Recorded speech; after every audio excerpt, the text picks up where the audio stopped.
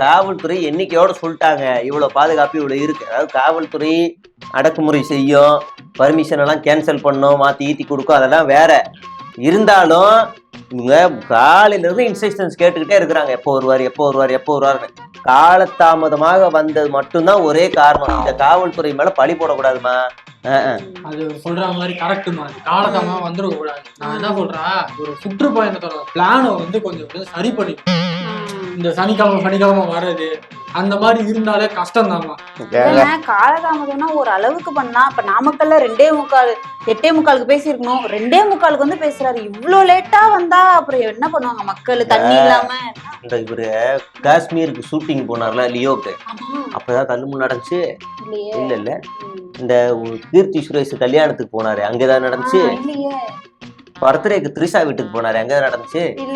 அப்ப இவர் போகணும், கூட்டம் சேரணும்னு ஒரு இடத்துல நினைச்சாருன்னா பிளான் பண்ணி சேர்ப்பாரு. இல்ல நீ எல்லாம் எனக்கு வேணாம், இன்னைக்கு நான் தனிமையில இருக்குன்னு நினைக்கிறேன் அப்படின்னு நினைக்கிறாருன்னா கூட்டத்தை சேர்க்க மாட்டாரு. அதான் கூட்டம் வரக்கூடாது வருதுன்னு சொல்றது நம்ம இது கிடையாது. கூட்டம் யாரு வேணாலும் வர, 10,000 பேர் வரதா சொன்னாங்க, 25,000 பேர் வந்துட்டாங்கன்னு சொன்னாங்க. நீங்க 10,000 பேர் தான் வரும்னு கண்ட்ரோல் பண்ண முடியாது. ஆனா இந்த இந்து நியூஸ் பேப்பர்ல ஒரு கரூர் பத்திரிகையாளர் எழுதியிருக்காரு பாருங்க, 4 மணி வரைக்குமே கிட்டத்தட்ட 2,000 பேர் அந்த அளவுலதான் கூட்டம் இருந்திருக்கு.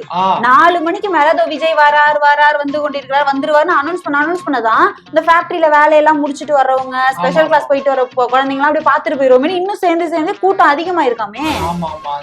கூட்டம் அதிகமா இருக்கு. இந்த மாதிரி அசம்பாவிதம் நடந்து இருக்குமா, இதுக்கு கரெக்டான விசாரணை என்னன்னு பார்த்து எடுத்துடணும். எடுத்து யாரு மேல குத்தங்கிறத கண்டுபிடிச்சிடணும்.